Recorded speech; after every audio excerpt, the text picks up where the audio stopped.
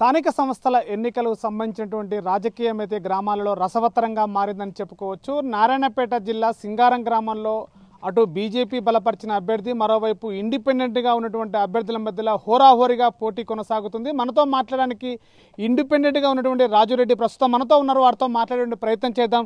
సరే, ఎలా ఉంది స్థానిక సంస్థల ఎన్నికలు? గ్రామాల్లో చాలా రసవత్తరంగా పోటాపోటీగా నడుస్తుంది. మీరు ఇండిపెండెంట్గా నిలబడ్డారు. ఎలా ఉంది? ప్రజలు ఏమంటున్నారు? మీ ముందుకు ఎలాంటి సమస్యలు తీసుకొస్తున్నారు ప్రజలు? ఊళ్ళో ఉన్న రోడ్లు డ్రైనేజీలు సరిగా లేవు. అవన్నీ వాళ్ళకు నేను మాటిస్తున్నా, రోడ్లు డ్రైనేజీలు మంచిగా వేపిస్తా. ఇంకా అది కాకుండా మన మంచినీటి సదుపాయం సరిగా లేదు, ఫిల్టర్ వాటర్ కూడా నేను చేపిస్తా అని చెప్పి నేను ప్రజలకు చెప్తున్నాం.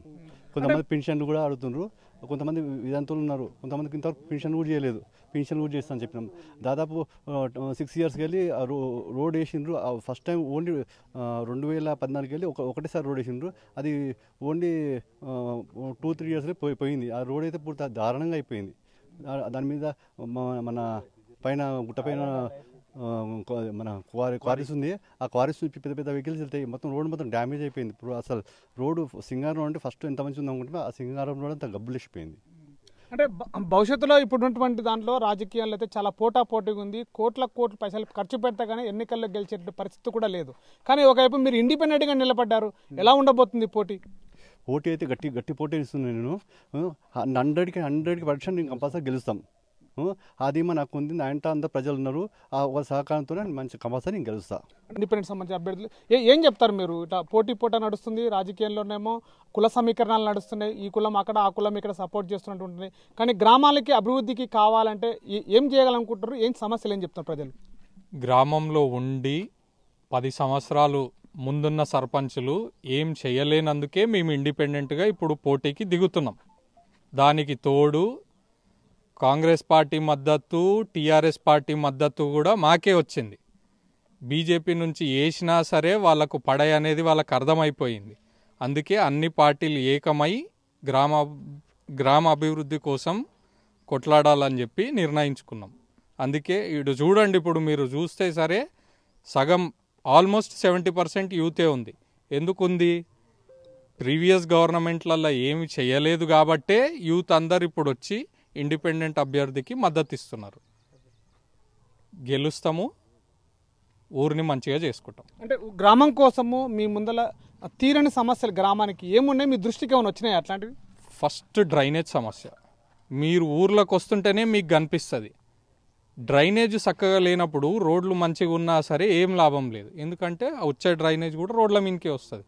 అదే డ్రైనేజ్ మంచిగా చేసుకున్నాం అనుకో, రోడ్లు మంచిగా లేకపోయినా నడుస్తుంది. కానీ ఇప్పుడు మా ఊరికి డ్రైనేజ్ సమస్య ఉన్నది, రోడ్డు సమస్య ఉన్నది, మంచినీళ్ళ సమస్య ఉన్నది. అన్నీ తీర్చనికే ప్రయత్నం చేస్తాం. అంటే సాధారణంగా ఓట్లు సంబంధించిన ఎన్నికలు ఓటర్స్ చెప్పేటప్పుడు చాలా రకాల హామీలు ఇస్తారు. కానీ గెలిచిన తర్వాత వేరే రకంగా ఉంటుందని ప్రజలు అనుకుంటున్నారు. మీరు గెలిచిన తర్వాత పక్కాగా చేసేటువంటి ఏమైనా ఉన్నాయా ఇంకా హామీ ఇచ్చేటట్టు ప్రజలకి? ఫస్ట్ డ్రైనేజ్ సమస్యలు, ఇంటింటికి డ్రైనేజ్ కనెక్టివిటీ తెస్తాము. సెకండ్, వాటర్ ప్లాంట్ వేసే ఆలోచన ఉన్నది ఊర్లో, ఫ్రీగా అది కూడా చేస్తాం. వాటర్ ప్లాంట్ వేస్తే ఊర్లో ఉన్న వాళ్ళకి ఫిల్టర్ వాటర్ కష్టాలు తీరిపోతాయి.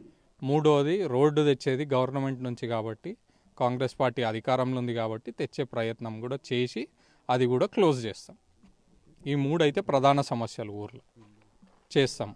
ఇప్పుడు ఇందిరమ్మ ఇళ్ళు మీరు చూసుకోండి, ఏ పార్టీలకు అతీతంగా ఇండ్లు ఈడ మంజూరు చేయించినాం.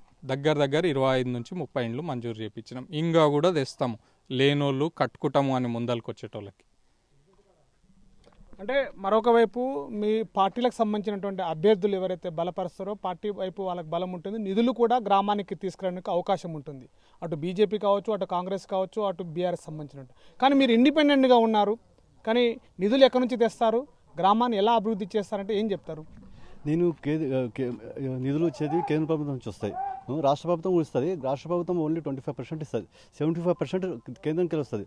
నేను కేంద్ర ప్రభుత్వం నుంచి నేను ఎంపీగా ఆయన కోరుకొని కేంద్ర ప్రభుత్వంకి వెళ్ళి నిధులు తెచ్చి ఊరికి మంచి చేస్తాను. అంటే చివరగా గ్రామానికి సంబంధించిన సింగారం గ్రామ ప్రజల్ని మీరు ఏం కోరుకుంటున్నారు?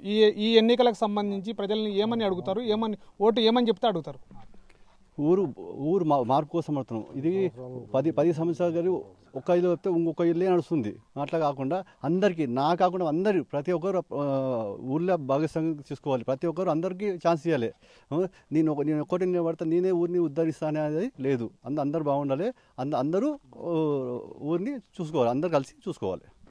సో ఇది ప్రధానంగా వినిపిస్తుంది. సింగారం గ్రామంలో ఇండిపెండెంట్గా అభ్యర్థిగా ఉన్నప్పటికీ కూడా గ్రామంలో చాలా రోజుల నుంచి కూడా పేరుకుపోయిన సమస్యలు డ్రైనేజీకి సంబంధించినటువంటి పనులు కావచ్చు, రోడ్డుకు సంబంధించినటువంటి పనులు కూడా ఎప్పటి నుంచో వెనుకబడినటువంటి పరిస్థితి ఉంది. ఈ గ్రామంలో ప్రధానంగా ఒకవేళ నన్ను ప్రజలు గిట్లా సింగారం ప్రజలు ఆశీర్వదించినట్టయితే సర్పంచ్గా అయిన మొదటిసారే సంబంధించిన రోడ్లకు సంబంధించిన పనులు కావచ్చు, అటు డ్రైనేజీకి సంబంధించిన పనులు కావచ్చు, మొట్టమొదటిగా వాటిని తీరుస్తానని చెప్తున్నారు. మరోవైపు గ్రామానికి సంబంధించినటువంటి నిధులు కూడా అటు రాష్ట్ర ప్రభుత్వం నుంచి అటు కేంద్ర ప్రభుత్వం నుంచి వచ్చేటువంటి నిధులను కూడా ఉపయోగించి కూడా గ్రామాన్ని సస్యశ్యామలం చేసేటువంటి ప్రయత్నం కూడా చేస్తానని చెప్పేసి ప్రజలకు హామీ ఇస్తున్నారు. కెమెరా పర్సన్ నర్సింగ్తో శివాజీ, RTV, నారాయణపేట జిల్లా. Local to global news at your finger tips. మీ చేతిలో ఒక ఆయుధం. Download R TV app. Media legend Ravi Prakash is back.